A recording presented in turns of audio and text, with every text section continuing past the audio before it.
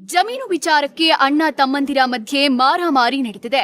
ಆನೇಕಲ್ ಪಟ್ಟಣದಲ್ಲಿ ಹರೀಶ್ ಹಾಗೂ ಭರತ್ ಮೇಲೆ ಚಿಕ್ಕಪ್ಪ ಪ್ರಸಾದ್ ಅಂಡ್ ಗ್ಯಾಂಗ್ ಹಲ್ಲೆ ಮಾಡಿದೆ. ಸದ್ಯ ಆನೇಕಲ್ ಸಾರ್ವಜನಿಕ ಆಸ್ಪತ್ರೆಯಲ್ಲಿ ಗಾಯಾಳುಗಳಿಗೆ ಚಿಕಿತ್ಸೆ ನೀಡಲಾಗುತ್ತಿದ್ದು, ಹಲ್ಲೆ ಸಂಬಂಧ ಆನೇಕಲ್ ಪೊಲೀಸ್ ಠಾಣೆಯಲ್ಲಿ ಕೇಸ್ ಹಾಗೂ ಕೌಂಟರ್ ಕೇಸ್ ದಾಖಲಾಗಿದೆ. ಮೇಲೆ ಬಿಜೆಪಿ ಮುಖಂಡ ಗೂಂಡಾವರ್ತನೆ ತೋರಿದ್ದಾರೆ ಎಂಬ ಆರೋಪ ಕೇಳಿಬಂದಿದೆ. ಸಂದೀಪ್ ಎಂಬ ವಕೀಲ ತನ್ನ ಕಕ್ಷಿದಾರರ ಜಮೀನು ವೀಕ್ಷಣೆಗೆಂದು ಹೋದ ವೇಳೆ ಬಿಜೆಪಿ ಮುಖಂಡ ಜಿಎನ್ ವೇಣುಗೋಪಾಲ್ ಹಾಗೂ ಆತನ ಮಗ ವಿವೇಕ್ ವಕೀಲನ ಮೇಲೆ ಹಲ್ಲೆ ನಡೆಸಿದ್ದಾನೆ.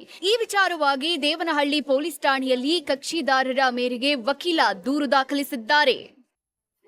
ಗೋಲ್ಡ್ ಸ್ಮಗ್ಲಿಂಗ್ ಪ್ರಕರಣದಲ್ಲಿ ಜೈಲು ಸೇರಿದ್ದ ನಟಿ ರನ್ಯಾ ರಾವ್ ಜೈಲಲ್ಲಿರುವ ಸಹ ಕೈದಿಗಳಿಂದ ಕಿರಿಕಿರಿಗೆ ಬೇಸತ್ತಿದ್ದಾರೆ. ಹೆಚ್ಚು ವ್ಯಂಗ್ಯ ಮಾಡಿ ಕಿರಿಕಿರಿ ಮಾಡುತ್ತಿದ್ದ ಕೆಲ ಮಹಿಳಾ ವಿಚಾರಣಾಧೀನ ಕೈದಿಗಳನ್ನ ಮೂರನೇ ಬರಾಕ್ಗಳಿಗೆ ಜೈಲಾಧಿಕಾರಿಗಳು ಶಿಫ್ಟ್ ಮಾಡಿದ್ರು. ಈ ನಡುವೆ ಮಹಿಳಾ ವಿಚಾರಣಾಧೀನ ಕೈದಿಗಳಿಗೆ ನಾನ್ ತಪ್ಪು ಮಾಡಿಲ್ಲ, ಉದ್ದೇಶ ಪೂರ್ವಕವಾಗಿ ನನ್ನನ್ನ ಸಿಲುಕಿಸಲಾಗಿದೆ ಅಂತ ರನ್ಯಾ ಹೇಳಿದ್ರಂತೆ.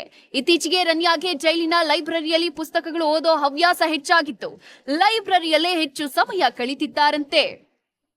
ಬೆಂಗಳೂರಲ್ಲಿ 2 ವರ್ಷಗಳಿಗೆ ಹೋಲಿಸಿದ್ರೆ ಟ್ರಾಫಿಕ್ ರೂಲ್ಸ್ ಉಲ್ಲಂಘನೆ ಆಗಿರುವ ಕೇಸ್ಗಳ ಪ್ರಮಾಣ ಕೊಂಚ ಇಳಿಕೆಯಾಗಿದೆ. 2023-24 ಮೇ ಅಂತ್ಯಕ್ಕೆ ಕ್ರಮವಾಗಿ 26.80 ಲಕ್ಷ ಪ್ರಕರಣಗಳು ದಾಖಲಾಗಿದ್ವು. 2 ವರ್ಷಗಳಿಗೆ ಹೋಲಿಸಿದ್ರೆ ಈ ವರ್ಷ 50% ಉಲ್ಲಂಘನೆ ಪ್ರಕರಣಗಳು ಇಳಿಮುಖವಾಗಿವೆ ಅನ್ನೋ ಮಾಹಿತಿ ಲಭ್ಯವಾಗಿದೆ. ಹೋಟೆಲ್ ಉದ್ಯಮಕ್ಕೆ ಕನಿಷ್ಠ ರಾತ್ರಿ 2 ಗಂಟೆವರೆಗೂ ಅವಕಾಶ ನೀಡುವಂತೆ ಬೃಹತ್ ಬೆಂಗಳೂರು ಹೋಟೆಲ್ ಸಂಘದಿಂದ ಒತ್ತಾಯ ಮಾಡಲಾಗಿದೆ. ಕೇಂದ್ರ, ರಾಜ್ಯ ಸರ್ಕಾರ ರಾತ್ರಿ 2 ಗಂಟೆವರೆಗೂ ಹೋಟೆಲ್ ಓಪನ್ ಮಾಡೋಕೆ ಅವಕಾಶ ನೀಡಿದೆ.